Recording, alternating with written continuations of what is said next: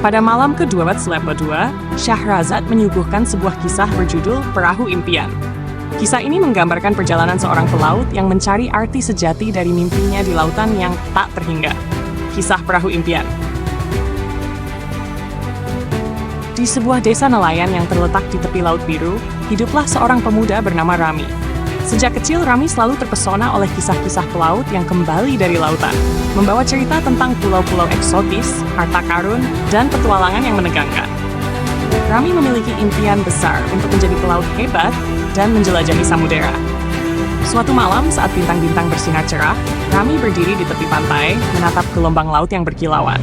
"Aku ingin pergi ke lautan," bisiknya. "Aku ingin menemukan mimpiku dan menjadi pelaut terhebat." Dalam hatinya, Rami tahu bahwa untuk mewujudkan impiannya, ia harus membuat sebuah perahu. Membangun perahu, keesokan harinya, Rami mulai mengumpulkan bahan-bahan untuk membangun perahunya. Ia bekerja siang dan malam, menggunakan keterampilan yang dia pelajari dari ayahnya, seorang tukang kayu. Dengan tekad dan ketekunan, Rami menghabiskan berbulan-bulan untuk menyelesaikan perahunya, yang ia beri nama Perahu Impian. Setelah perahu itu selesai, Rami merayakannya dengan segenap hati. Ia mengundang para nelayan dan penduduk desa untuk menghadiri peluncuran perahu. Saat perahu itu meluncur ke laut untuk pertama kalinya, semua orang bersorak gembira.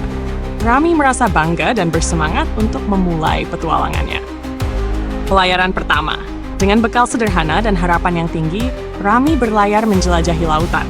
Namun, setelah beberapa hari berlayar, ia menyadari bahwa lautan tidak selalu ramah.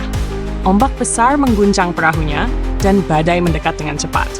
Rami berjuang untuk menjaga perahu agar tetap stabil, tetapi ia merasa kecil dan tidak berdaya di tengah kekuatan alam. Saat badai mereda, Rami terdampar di sebuah pulau terpencil. Pulau itu dikelilingi oleh hutan lebat, dan suara burung-burung menggema di udara. Meskipun terpisah dari perahunya, Rami merasa ada sesuatu yang istimewa tentang pulau ini. Pertemuan dengan penduduk pulau. Saat menjelajahi pulau, Rami bertemu dengan penduduk setempat, yang adalah suku Lautan Biru. Mereka menyambutnya dengan hangat dan menunjukkan kebudayaan serta tradisi mereka. Rami terpesona oleh cara hidup mereka yang harmonis dengan alam. Salah satu pemuda suku bernama Kira mengajak Rami untuk melihat ritual tradisional mereka, di mana mereka akan merayakan keberanian dan rasa syukur kepada laut.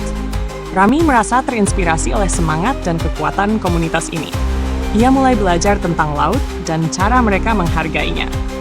Mencairing waktu, Rami menyadari bahwa meskipun ia telah bermimpi menjadi pelaut terhebat, ada makna yang lebih dalam petualangan ini. Ia belajar bahwa hidup tidak hanya tentang tujuan, tetapi juga tentang perjalanan dan hubungan yang dibangun sepanjang jalan. Kira menjelaskan kepada Rami, laut adalah guru terbaik.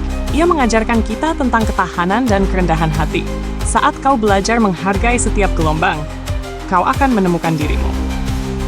Rami merasakan kebangkitan dalam dirinya. Ia mulai menghargai keindahan yang ada di sekelilingnya, bukan hanya sekadar mencari harta karun. Dengan semangat baru, Rami memutuskan untuk berkontribusi pada suku Lautan Biru. Ia membantu mereka dalam pekerjaan sehari-hari, berbagi pengetahuan tentang perahu dan pelayaran, dan belajar dari pengalaman mereka. Kembali ke laut. Setelah beberapa bulan di pulau itu, Rami merasa siap untuk melanjutkan petualangannya. Penduduk suku Lautan Biru memberinya restu dan memberinya hadiah. Sebuah kompas kuno yang telah diwariskan turun-temurun. Kompas ini akan membimbingmu, kata Kira.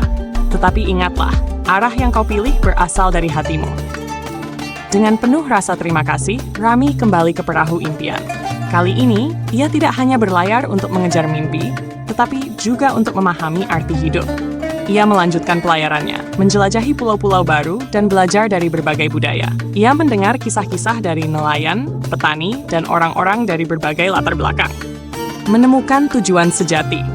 Seiring berjalannya waktu, Rami menjadi pelaut yang bijak dan terhormat. Ia kembali ke desanya, bukan hanya sebagai seorang pelaut, tetapi sebagai seorang guru yang membawa pengetahuan dan pengalaman. Rami menceritakan kisah-kisah perjalanannya dan mengajarkan anak-anak di desanya tentang pentingnya menghargai alam dan hubungan dengan sesama. Perahu impian bukan lagi sekadar perahu untuk berlayar, tetapi simbol dari perjalanan hidupnya. Rami mengajarkan bahwa setiap orang memiliki perahu impian mereka sendiri. Dan yang terpenting adalah bagaimana kita menggunakan perahu itu untuk menjelajahi lautan kehidupan. Syahrazad mengakhiri kisahnya dengan pesan bahwa perjalanan hidup adalah tentang penemuan diri dan hubungan dengan orang lain.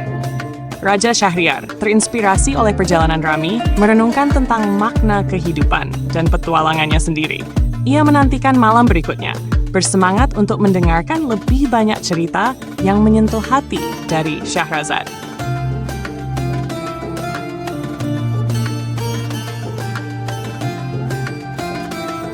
Dan jika Anda menikmati kisah ini, jangan lupa untuk subscribe, tekan like, dan isikan kisah dan tanggapan Anda di kolom komentar. Sampai jumpa di kisah selanjutnya.